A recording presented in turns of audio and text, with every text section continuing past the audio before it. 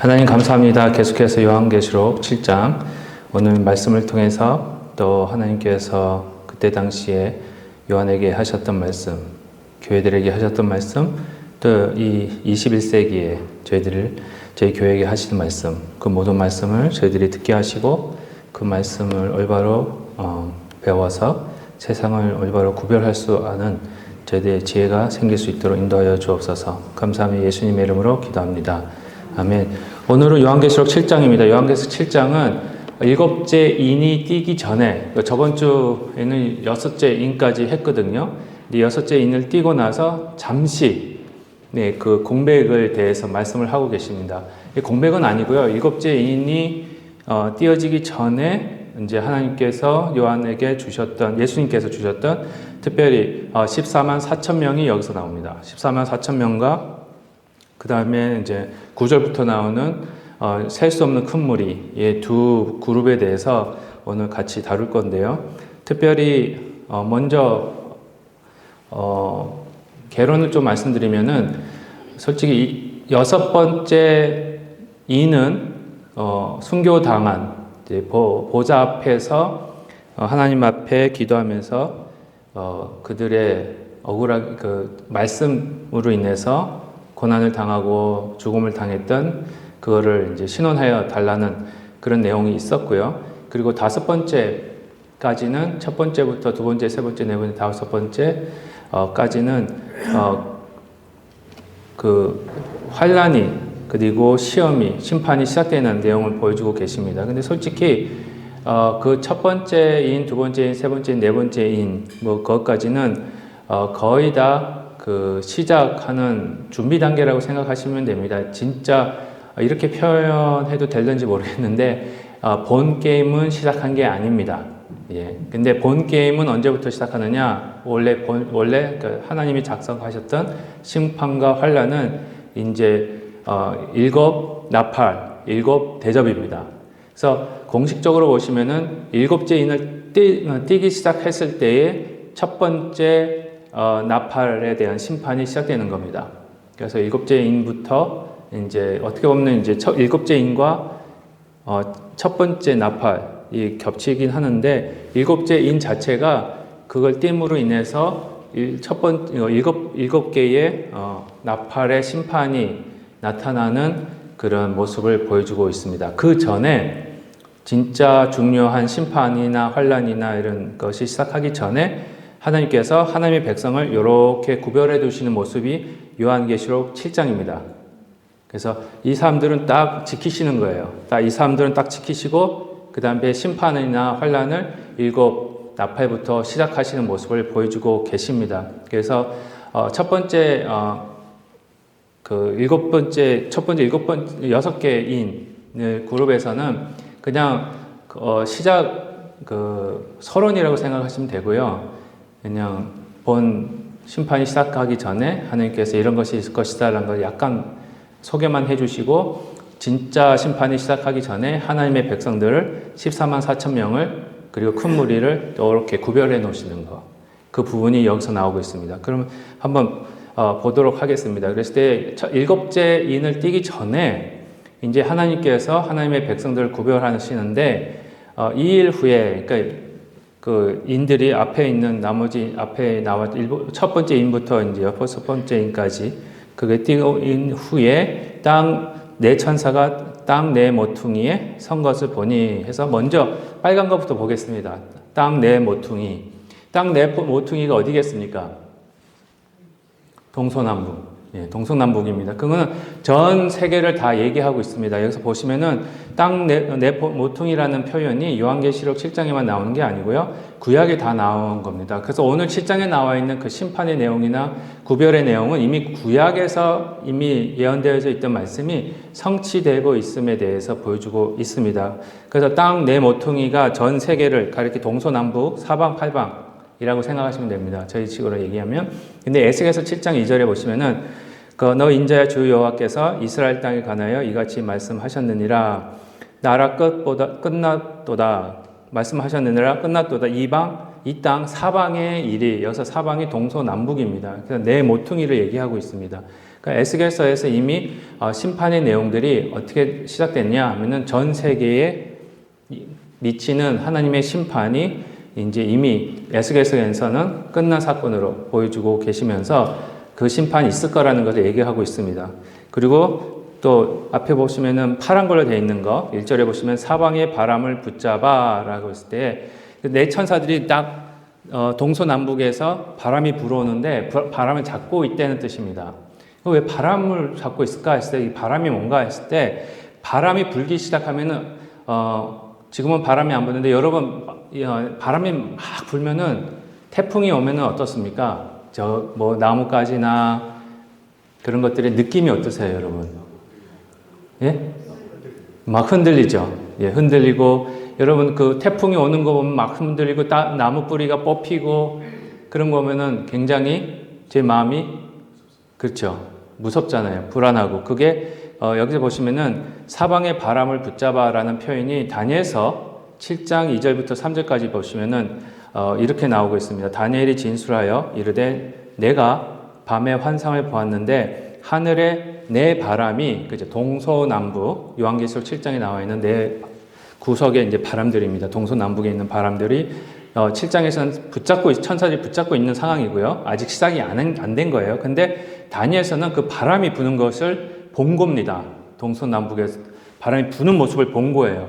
그래서 네 바람이 큰 바다로 몰려 불더니 큰 짐승 넷이 바다에서 나왔는데 그 모양이 각각 다르더라. 이 말은 바람이 불기 시작하면은요, 네 천사가 여기 7장에서는 네 천사가 동서남북에 딱 서가지고 바람을 잡고 있는 모습이잖아요. 그렇죠?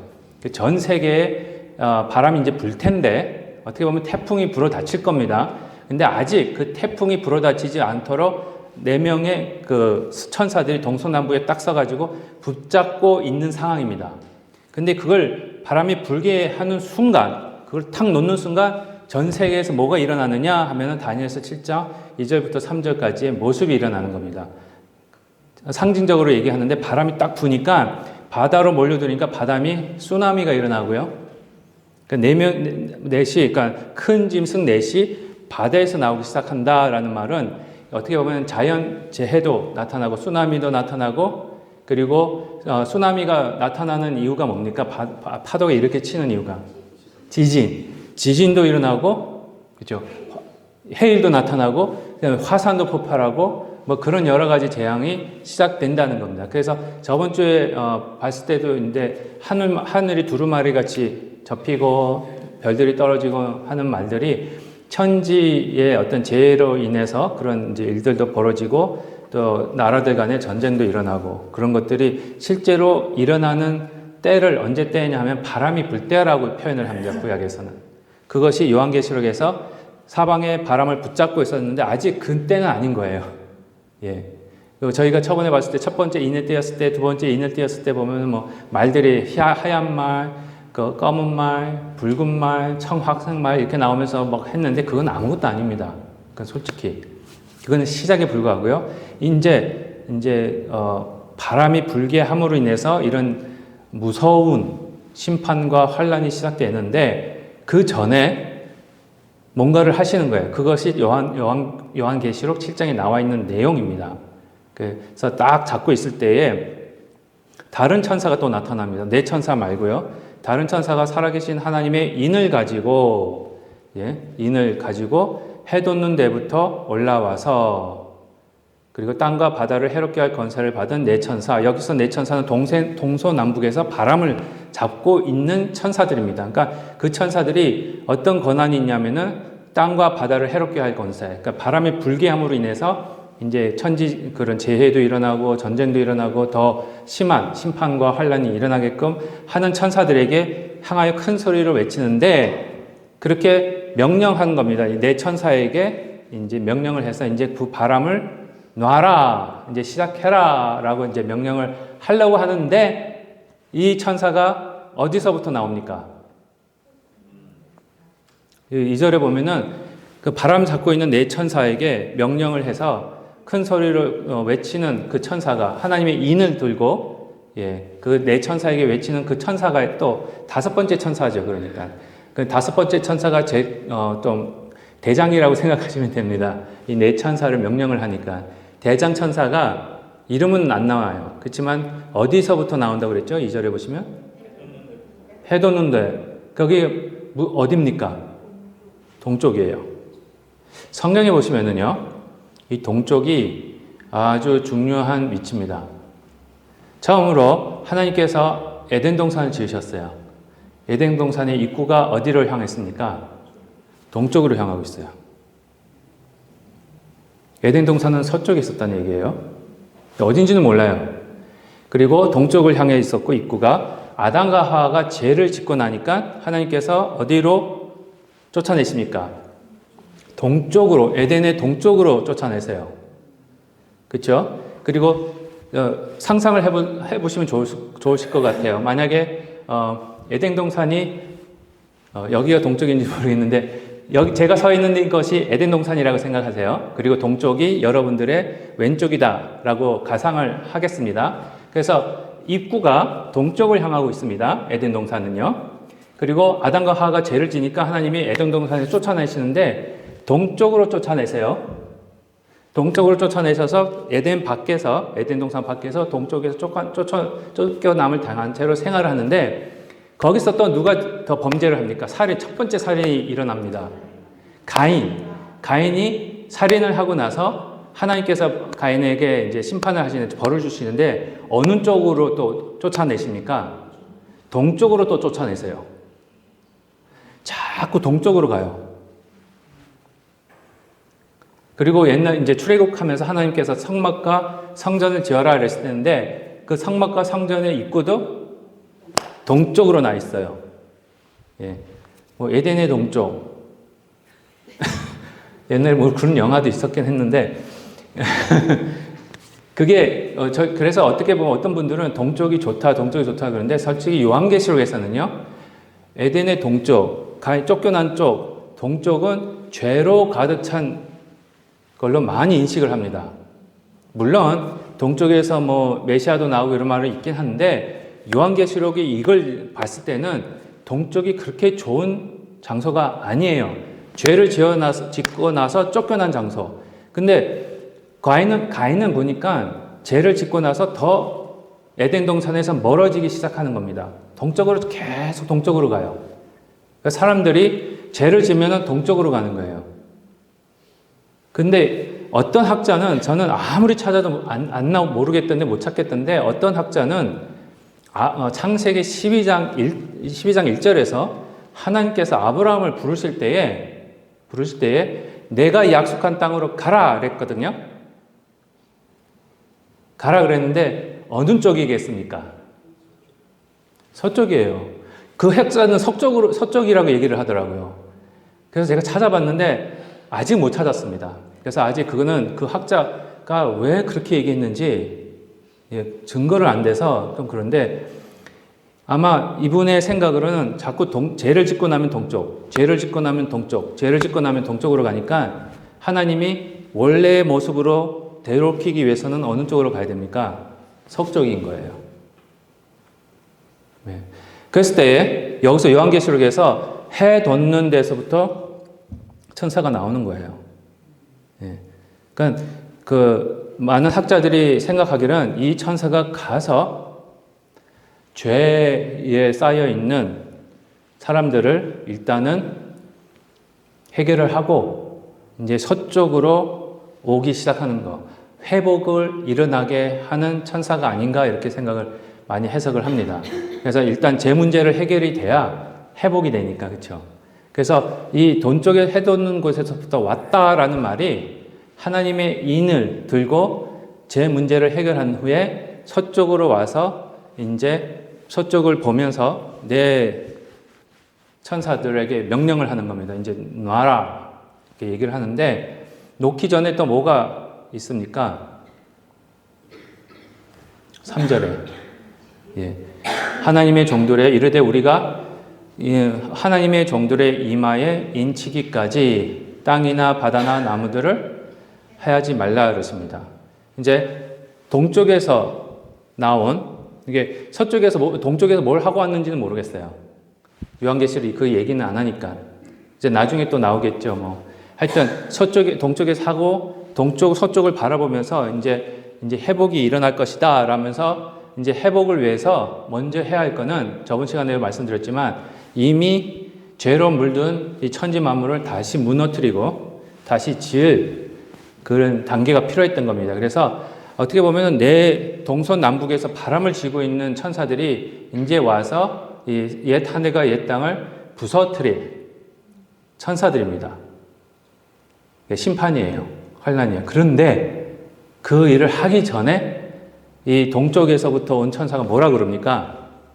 우리 하나님의 종들의 이마에 인치기까지 기다려라 그겁니다. 아직 이게 진행되고 있는 것 같아요. 인을 치고 계세요, 지금. 그래서 아직 바람이 아직 저희가 보기에 지금 시작하고 있는 거는 시작에 불과합니다.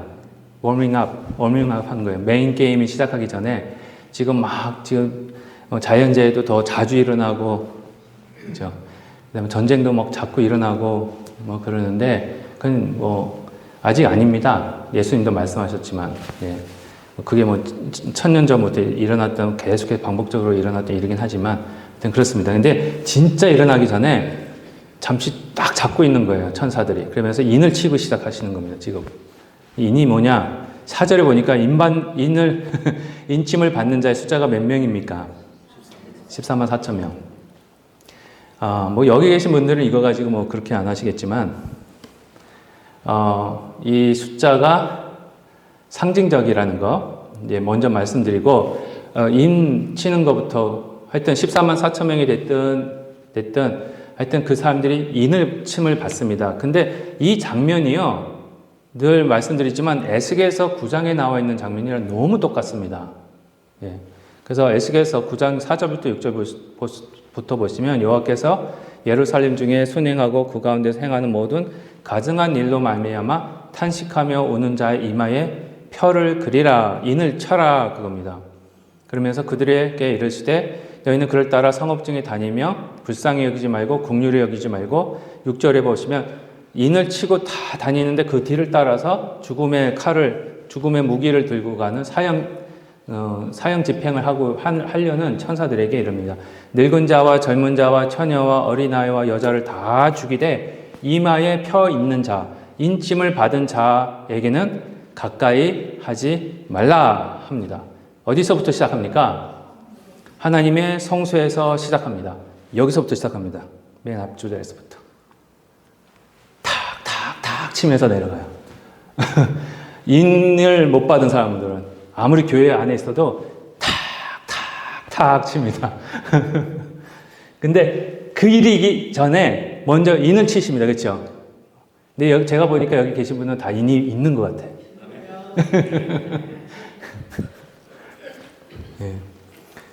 그래서 인을 치는데 그 무슨 인을 쳤을까? 그렇죠? 하나님이 보통 이제 옛날도 그렇지만은 제가 여기 한번 더 볼까요? 인치심을 받은 자 요한계시록 14절 1절에서는요, 내가 보니 그 인이 뭐냐 하면은 어린 양이 시온산에 섰고, 여기서도 또 나옵니다. 14장에서도요. 14만 4천이 서 있는데 그들의 이마에는 인침을 받았습니다. 14만 4천 명이라면 인침을 받은 자입니다. 요한계시록 7장에서 보니까. 그러면 그 인이 체크하는 표시가 아니라 뭐냐? 여기서 보니까 뭡니까? 어린 양의 이름, 아버지의 이름. 요한계시록 22장 3절에서 4절도요. 자시 저주가 없으며 하나님과 그 어린 양의 보좌가 그 가운데 있으니 그의 종들이 그를 섬기고 그의 얼굴을 볼터이고 그의 이름도 어디에 있죠? 이마에 있다. 그래 봤을 때에 요한계시록, 에스겔서도 그렇고요. 똑같습니다. 에스겔서 9장이 요한계시록 7장 모습입니다. 물론 에스겔서 9장은 그 앞에 에스겔서 8장을 보시면 성전을 더럽히는 장면이 나와요. 왕부터 해서 제사장, 선지자, 모든 백성들이 다 하나님 성전 안에서 우상 숭배를 해버려요. 그래서 벽에다가 다 우상들을 그려놓고, 그리고 하나님이 계실 곳에 우상을 놓두고 하나님을 성전을 재단을 등을 쥐고 돌아선 거죠. 그리고 다른 걸 보면서 하나님께, 그러니까 입구 쪽으로 봤겠죠. 그러니까는 이게 지성소가 여기 있고 입구가 저기니까요. 그러면은 지성소 보려면 어느 쪽을 보는 겁니까? 서쪽을 보는 거예요. 근데 등을 진 거예요. 그 우상 숭배할 때 어디를 보고 우상 숭배한 겁니까? 동쪽이에요. 성경에서는 동쪽으로 갔다, 동쪽으로 본다는 게 다 하나님에서부터 멀어지는 겁니다. 예. 근데 이제 천사가 이제 다시 서쪽으로 하나님, 그래서 이게 그래서 지금 우린 그러면 집을 서쪽으로 사야지, 이사를 서쪽으로 가야지. 아닙니다. 혹시 그렇게 저희가 믿는 건 아닙니다. 그렇죠? 예, 이것도 상징적인 거니까. 예, 하나님과의 거리가 가까워졌다, 멀어졌다 그 의미지. 예, 반향이보다도 하여튼 상징적으로 이렇게 얘기를 했는데, 그럴 때에 우상 숭배가 가득 차게 한 그 사람들을 하나님께서 심판하시기 위해서 에스겔서 9장에서 이렇게 보여주신 거고요. 그러니까 인침을 받은 자의 자격이 뭐냐? 탄식하며 우는 자, 그렇죠? 이 가증한 일, 우상 숭배하는 일을 너무 싫어서 회개하고 돌아오고 그 일 때문에 가슴을 찢고, 그렇죠? 그 우상 숭배하는 자들이 돌아올 수 있게 기도하고 또 우상 숭배하고 있는 우리의 모습, 그들의 모습을 보고 회개하고 그런 자들에게 인을 치십니다. 예. 요한계시록도 그래요. 그래서 하나님의 종들의 이마에 인 치시는데 그 우상 숭배로 가득 찬 세상에서 구별하고, 저번 주에도 말씀드린 하얀 옷을 입고 막 이렇게 말씀드리잖아요. 그런 자들이 그겁니다. 구별해서 유혹이 많고 세상에 유혹이 많고 막 우상 숭배하고 막 그러는 곳에서도 구별해서 하나님만을 바라보려고 해. 그 진짜 순수한 신앙을 지키려고 애쓰는, 기도하는 성령 안에서 예수님만 쫓으려고 그런 믿음을 지켰던 자들을 흰 옷을 입혀주시고 인을 쳐주시는 겁니다. 흰 옷 입히시기 전에 이제 물론 인을 쳐주시는 거지만, 그랬을 때에 그렇게 치시는 이유가 이제 바람이 불기 전에 그들을 딱 보호하시는 겁니다. 그 출애굽 때에 10가지 재앙 중에서, 그렇죠? 그 10번째 재앙, 죽음의 천사가 싹 갈 때 문설주의 피를 보면 그게 인이거든요. 피를 보면은 넘어가는 거. 그리고 또 하나는 하나님께 덮어주시는 거예요. 이게 패스 오버 할 때, 6월절 했을 때 그냥 패스 오버 했다고 생각하시는데 아니고요. 그 단어 자체가 이사야에서는 뭐냐면은 그 암탉이 쭉 가다가 어린애 막 위험한 게 있으면은 자기 병아리들을 감싸듯이 날개 밑으로 팍 품듯이 품어 쓰는 거, 품다라는 단어입니다. 예. 그러니까 하나님이 딱 가시다가 피가 보이는 데에는 하나님의 옷자락을 팍 덮으시는 거예요. 그러니까 죽음의 천사가 와서 튕겨 나가게 안전막을 착 쳐주시는 거. 예. 그게 인침을 받았다는 겁니다. 그래서 앞으로 7 나팔이나 7 대접의 심판이 와도 물론 육체적인 건 아닙니다. 육체적으로도 보호도 해주세요. 그렇지만 저희들이 환란이 당할 수는 있습니다. 그렇지만 제일 중요한 영혼이 넘어가지 않게, 항상 거기에 절망스럽지 않게, 환란 중에도 우리는 기뻐할 수 있게. 예. 왜냐합니까? 환란 중에 기뻐합니다. 그렇죠? 환란 중에 기뻐하는 이유가, 환란은 인내를, 인내는 연단을, 연단은 소망을 이루기 때문에 그 보호망이 생기시는 거예요. 그래서 인을 쳐주시는 겁니다. 그랬을 때에 하나님께서 보호해 주시는 그 심판과 환란에서 우리의 영혼이 그 속에서도 더 훈련되고 자라고 잘되게 하기 위해서 인을 쳐주시는 겁니다. 인이 없는 자는 그걸로 인해서 영혼이 다 멸망하게 됩니다. 심판받습니다. 영혼이 고통받는 자들이 되어버리는 겁니다. 그랬을 때 이제 14만 4천 명 넘어가겠습니다. 14만 4천 명은요, 말씀드렸다시피 저번에도 한번 말씀드렸는데 12 곱하기 10입니다. 예, 늘 말씀드리지만 그전에는 24장로들이 나옵니다. 24장로가 12 더하기 10이에요. 그러니까 구약의 12지파, 신약의 12사도. 그 말은 12 더하기 12. 여기서는 14만 4천 명이 12 곱하기 10입니다. 곱하기 1000이에요. 그러면 12, 12, 1000은 다 성경에서는 완전 숫자입니다. 그래서 구약 그 12명은 12지파는 구약의 성도들을 대표하고요. 12사도는 교회를 대표합니다. 그러니까 구약의 성도와 신약의 교회가 합쳐져서 새로운 새 이스라엘이 되는 거예요. 눈에 보이는 이스라엘 백성들이 이스라엘이 아니라 아브라함의 육체적인 육신의 아브라함의 자손이 아니라, 그렇죠? 예수님을 믿는 자들이 이제 아브라함의 자손이고 새로운 이스라엘 백성들인데, 그래서 14만 4천 명이라는 것은 온전한 하나님의 백성들을 가리키고 있습니다. 그래서 요한계시록 7장 1절부터 8장까지는 14만 4천 명에 대해서 쭉 나오고, 이제 보시면 4절부터는 12지파가 나옵니다. 12지파도 보여드릴게요. 그리고 9절부터 17절까지는 아주 큰 무리에 대해서 나옵니다. 그랬을 때 9절에 나와 있는 큰 무리, 셀 수 없는 무리와 14만 4천 명이 같은 그룹이라고 봅니다. 저희는. 네, 따로 띄지를 않습니다. 하나의 교회, 하나의 새로운 이스라엘. 그랬을 때에 14만 4천 명이 이제 여기서도 있고, 보시면은 똑같이 요한계시록 14장에서는 14만 4천 명의 하나님의 이름, 양의 어린 양의 이름을 받은 자가 14만 4천 명으로 나오고, 요한계시록 22장에서는요, 그의 또 하나님의 이름과 어린 양의 이름을 가진 자들이 누구라고 나옵니까? 3절에 보시니까요. 누가 또 예수님의 이름을 그들의 이마에 가지고 있습니까? 예? 3절, 요한계시록 22장 3절. 그의 종들이라고 그랬을 때는 14만 4천 명이 아닌 그 분들도 포함되어 있지만 더 많은 숫자입니다. 그러니까는 하나님의 백성들, 그렇죠? 하나님의 백성들도 여기 요한계시록 22장에서는 하나님의 백성들, 그냥 일반적으로 하나님의 백성들로 얘기한 거고, 요한계시록 7장과 14장에서는 14만 4천 명 말할 때는 하나님의 백성들인데, 왜 14만 4천 명으로 얘기했냐? 그만큼 하나님의 백성들이 온전한 숫자다, 이런 겁니다. 온전한 숫자로 하나님이 채워진 상황을 얘기하고 있습니다. 그래서 또 하나는 온전한 하나님의 백성들, 하나님께서 온전하게 만드신다는 거. 그러니까 12, 12, 1000이 다 그거고요. 또 하나는 하나님의 백성, 온전한 백성이라는 의미와 함께 하나님의 군대에 된 군사들이라는 거예요. 예. 모든 교회는 하나님의 부르심을 받아서 영적인 전쟁을 치러야 될 하나님의 군대라는 겁니다. 그래서 14만 4천 명이 보면은 이제 민수기에 보시면은요, 군대로 나갈 만한 인구조사를 합니다. 인구조사를 했을 때 10만이 넘습니다.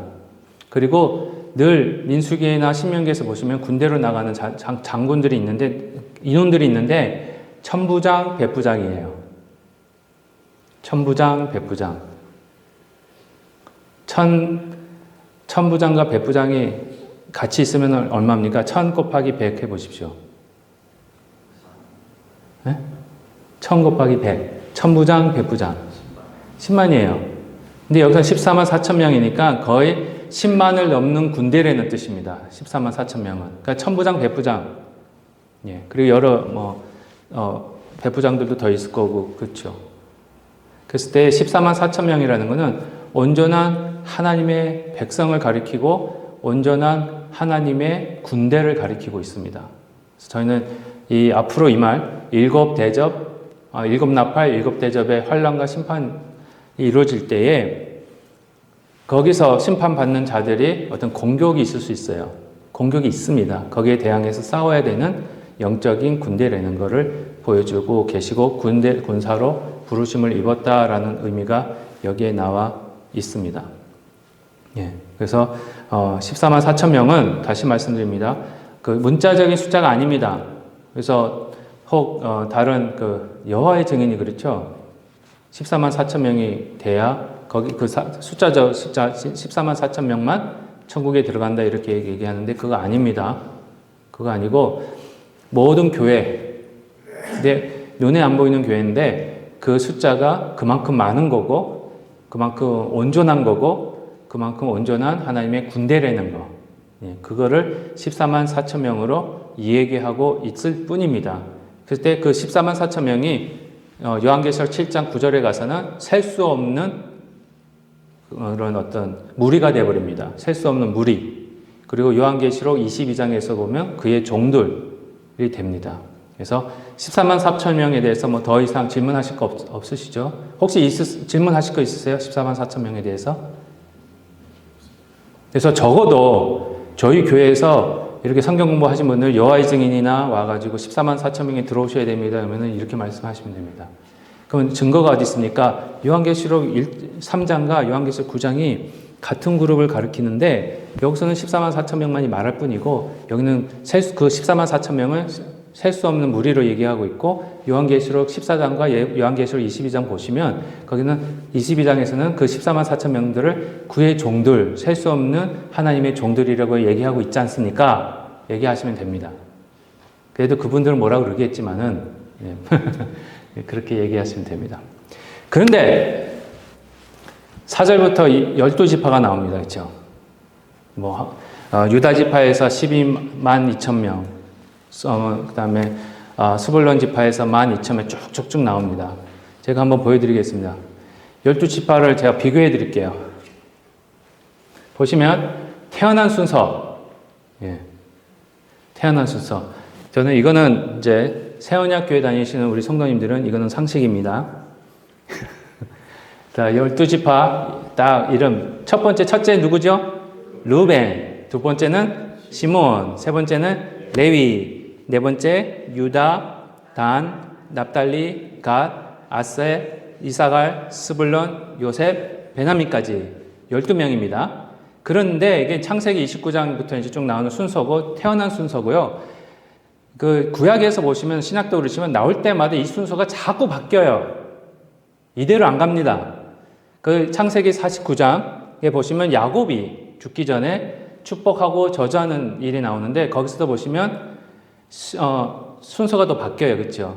처음에 축복은 누구한테 하냐면은 저주도 그렇고요. 루벤, 레위와 시므온 같이 합니다. 근데 레위와 시므온이 같이 저주를 받습니다. 이거는 축복이 아닙니다. 왜냐? 야곱의 아내를 자기 스텝마더를 범했기 때문에 그렇습니다. 그래서 죄송합니다. 그게 아니고 다말 사건 때 아버지 야곱의 허락 없이 레위와 시므온이 몰래 가서 다 죽여버립니다. 그렇죠? 그 사건이에요. 그 히위 족속들을 다 사두 몇 자 이렇게 속이고는 할례를 해라 해가지고 할례를 하고 그러고 있을 때에 레위와 시므온이 몰래 둘이 가서 다 죽여요. 그걸 야곱이 알고는 저주를 합니다. 그 사건이에요. 그리고 유다, 스불론 여기서 좀 스불론 이제 또 순서가 달라지죠. 이사갈, 단, 갓, 아셀, 납달리, 요셉, 베냐민 이렇게 다 쭉 나옵니다. 강야에서 인구조사도 그렇습니다. 인구조사도 좀 다릅니다. 모세가 이제 신명기 33장에서도 모세의 축복과 저주가 또 나오는데 야곱과 같이 비슷하게 나오는데 여기서도 순서가 달라요. 야곱의 축복과 태어난 순서하고도 다르고 야곱의 축복과 저주 순서도 다르고 다 다릅니다. 하여튼 여기까지는 그렇다 치고 시간 관계상 다 일일이 설명을 못 드립니다. 제가 나중에 왜 순서가 바뀌었는지는 학자들만의 잠깐의 이제 의견이 조금 다릅니다. 그래서 그 부분은 잠시 접어두고 제가 좀 더 연구를 한 다음에 왜 순서가 이렇게 다 다르지? 그 부분은 다음에 아마 할 기회가 있지 않을까 생각이 됩니다. 오늘은 요한계시록 7장에 나오는 12지파만 보겠습니다. 한번 쫙 보십시오. 특이한 점, 첫 번째 특이한 점 한번 찾아보세요. 아무 분이나. 유다가 제일 먼저 나와요. 그렇죠? 보면은 태어난 숫자부터 야곱의 축복, 강야, 모세의 축복까지 보면 누가 제일 처음 나왔습니까? 루벤이에요. 근데 요한계시록은 누가 처음입니까? 유다입니다. 그렇죠? 왜 그러겠습니까? 그렇죠. 그건 너무 쉬운 문제야. 두 번째 문제. 네?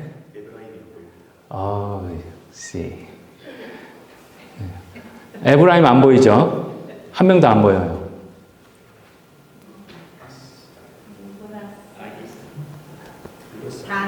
단이 없습니다. 에브라임과 단이 없습니다. 근데 희한하게 에브라임은 없고 에브라임의 형제가 누굽니까? 므낫세예요. 므낫세는 있어요. 여기서 엑스트라 포인트.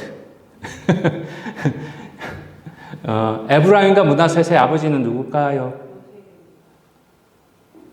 네, 다른 분에게 기회를 좀 주시죠. 전도사님과 제호 이렇게 모자지간에 이렇게 다 하시면 다른 분은 재미가 없잖아요. 네. 다른 분에게도 기회를 드리겠습니다. 다음부터는 상품을 좀 갖다 놔야겠어요. 제가 사비를 털어서 상품을 조그만 상품을 해가지고 하셔야 많이 하실 것 같아요. 다음 주부터는 좀 생각을 해볼게요. 그쵸? 한번 생각해 보세요. 왜? 유다는 이해가 돼. 그쵸? 유다가 처음 나온다는 사실은 이해가 가는데, 왜 므낫셋은 있는데 에브라임과 단이 없어요? 왜 그럴까요? 예? 단은 그렇습니다. 단은 첫 번째 솔로몬이 죽고 르호보암이 왕일 때에, 그쵸? 르호보암이 왕일 때에 여로보암이 어떻게 보면은 노동조합의 조합장이었습니다. 그래서 20년 동안 솔로몬 밑에서 20년 동안 노동만 했어요. 성전을 7년 동안 짓고 솔로몬 왕궁을 13년 동안 짓고 그 20년을 지었어요. 그런데 너무 힘들었던 거예요. 그래서 솔로몬이 죽고 르호보암이 딱 왕이 되니까 그 지파들이 여로보암을 세워서 협상을 좀 하고 와라. 우리가 노동 좀 적게 해달라. 그러면 우리가 르호보암 섬기겠다 했을 때 딱 중간 생각 딱 하고 안 하겠다 이러니까 여로보암이 반란을 일으켜서 10지파가 붙어버립니다. 예, 붙어버리면서 그러니까 예루살렘인 남유다로 들어갔잖아요. 근데 이 북이스라엘이 지금 왜 저희 한국도 처음 6.25 끝나고 3.8선 딱 했을 때에 처음부터 왕래를 못한 거 아니잖아요. 그렇죠? 왔다 갔다 했잖아요. 그랬어요. 북이스라엘과 남이스라엘이 여로보암과 르호보암이 있었지만은 왔다 갔다 했어요. 근데 6월절만 예를 들어서 6월절 되면 북에 있는 이스라엘 백성들이 다 남쪽으로 가는 거야. 왜냐? 성전이 거기 있으니까. 그래서 안 되겠다 생각해서 예루살렘 안 가도 돼 하고 단 지파가 사는 단에 하고 한 곳이 더 있는데 갑자기 생각이 안 나네. 혹시 기억나세요, 선생님? 이럴 때 말씀하셔도 됩니다. 하여튼 두 군데 북쪽하고 남쪽하고 두 군데에다가 성전을 같은 거 제단을 만들어 놓습니다. 그래서 북이스라엘의 주민 백성들에게 예루살렘 가지 마라. 단에서 예배를 해라. 그래서 처음 시작한 우상 숭배가 이스라엘 이제 왕정 정치가 시작된 이후에 아마 그 전에도 있었지만 적극적으로 우상을 숭배하기 시작하는 게 단입니다. 네, 그래서 여기서 단이 빠져버려요. 우상 숭배는 아니야. 그 에브라임도 그러긴 한데 에브라임도 왜 빠졌느냐? 구약시대의 구약을 보시면요. 이사야, 에레미야, 에스겔 보시면은 이스라엘 백성들을 부를 때 뭘로 부르냐면은 에브라임으로 불러요. 에브라임아, 에브라임아, 내가 너희들을 하겠다. 이렇게 에브라임으로 불러요. 예. 근데 요한계시록에서 에브라임을 사도 요한이 하나님의 예수님이 아마 주셨으니까 예수님이 의도적으로 빼버립니다. 왜? 문자적, 역사적, 지역적 이스라엘이 아니라는 거예요. 구약에서 에브라임 하면 사람들의 인식이 뭐냐면 지금 하마스랑 싸우는 이스라엘, 지금 헤스볼라랑 싸우는 이스라엘도 생각하는 거예요. 그럼 에브라임이 여기 들어가 있으면 우리가 보기에 지금 그렇게 해석하시는 분들 있죠. 예. 그런 분들이 지금 눈에 보이는 지금 헤스볼라랑 싸우는 이스라엘, 무조건 우리는 이스라엘 편이야. 팔레스틴 죽이고 있는 이스라엘, 죄송합니다. 제 정치적 얘기는 아닙니다. 저는 항상 청당입니다. 저는 항상 하늘나라. 그러니까 우리는 이스라엘이 무슨 일을 하든 우리는 하나님의 선민인 이스라엘을 언젠가는 회복시키실 이스라엘을 위해서 이스라엘을 서포트해야 돼 이러잖아요. 그게 아니라는 거예요. 에브라임을 그냥 빼버리시는 거예요. 눈에 보이는 이스라엘을 빼버리시는 거예요. 진짜 이스라엘은 교회라는 거예요. 네. 그래서 여기서 요한계시록 7장에서 12지파를 쫙 내버리시는데 예수님이 의도적으로 단이랑 에브라임을 빼버려. 문자적인 이스라엘이 아니야. 육체적인 아브라함의 자손이 아브라함이 아니야. 그리고 우상숭배 아니야. 그래서 의도적으로 에브라임과 단은 아닙니다. 여기 안 적혀 있는 거예요. 그러면 나머지 12지파는 뭐냐? 나머지 12지파는 다 12구약의 성도들과 신약의 교회를 다 예표하고 있는 지파이기 때문에 그 지파는 하나님께서 해놓으신 겁니다. 예수님께서 딱 상징적으로 보여주시는 겁니다. 이제 이해되셨죠? 예. 그래서 12지파가 그렇습니다. 그래서 다 이유가 있습니다. 그러니까 유다는 그렇다고 르우벤과 왜 이런 순서로 지나갔는지는 솔직히 저희는 모르겠습니다.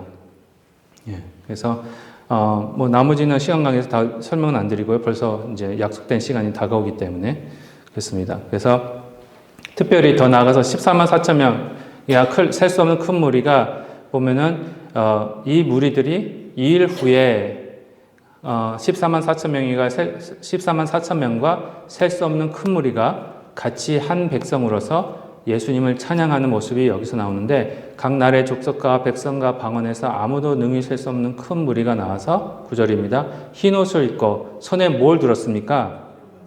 종려가지 나무. 종려가지가 뭘 상징합니까? 종려가지 나무를 막 흔들어요. 그럼 그러면 뭐가 다른 분들한테 좀 기회를 주시죠. 뭐가 생각이 나세요? 제가 이쪽만 보고 해야겠어요. 종려나무 가지를 이렇게 하면은 뭐가 생각이 나세요, 여러분? 복음서에서 보시면. 그렇죠. 예수님이 예루살렘 입성하실 때 왜 호산나 호산나 종려나무 가지를 흔들면서 왜 그랬는지.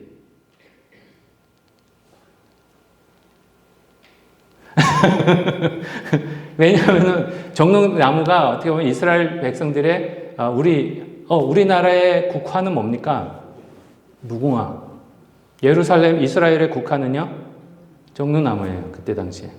네, 그래서 종려나무 가지를 흔들면서 호산나 호산나 하는 거는 새로운 왕국이 시작되는 거예요. 왕이 오셨다 그거예요. 우리를 로마의 정부에서. 그래서 예수님 오실 때 그렇게 한 겁니다. 그럼 반역이에요. 그래서 나중에 예수님의 제목이 뭐냐면은 반역죄였습니다. 예, 그래서 이스라엘 당시 때 십자가형을 당할 수 있는 제명이 뭐냐면은 로마 시민들은 십자가를 안 당합니다.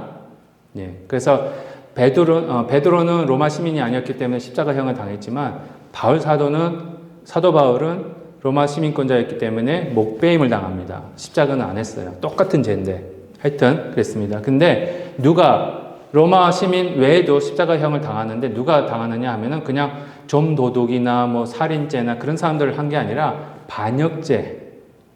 그러니까 독립운동하던 사람. 로마 정부에서 봤을 때는 로마 정부를 무너뜨리려고 한 사람들을 십자가에 못 박았습니다. 그 예수님이 못 박히신 거예요. 그 제목으로 대제사장과 바리새인들이 고소를 한 겁니다. 하여튼 뭐 그렇습니다. 2일 후에 인치심이 있었고요. 흰옷을 입은 자들에 대해서 말씀드렸고 흰옷을 입은 자들이 종려가지를 들고 찬양을 하는 모습이 나옵니다. 그 다음에 이제 생명샘이 나오는데요. 지금 3시 22분이라 오늘 여기까지 하겠습니다. 약속드린 대로. 그리고 to be continued. 우리 한국 드라마 보시면 쫙 볼다가 다 끝나면 뭔가 재밌잖아요. 그렇죠? 그래서 요 생명샘은 다음 주에 하겠습니다. 네, 다음 주에 오늘 여기까지 하겠습니다. 그래서 오늘은 14만 4천 명, 그 다음에 12지파만 저희가 올바로 이해해도 많이 하신 겁니다. 기도하겠습니다. 하나님 아버지 감사합니다. 말씀 속에서 또 하나님의 역사와 계획과 인도하심을 바라보게 하시고 주님께 나아갈 수 있도록 말씀해 주심을 감사합니다. 늘 항상 주님과 동행하게 하시고 앞으로 모든 역사 속에서 일하시는 우리 하나님의 손길을 바라보면서 주님만 의지하고 나아갈 수 있도록 인도하여 주옵소서. 예수님의 이름으로 기도합니다. 아멘. 예, 감사합니다.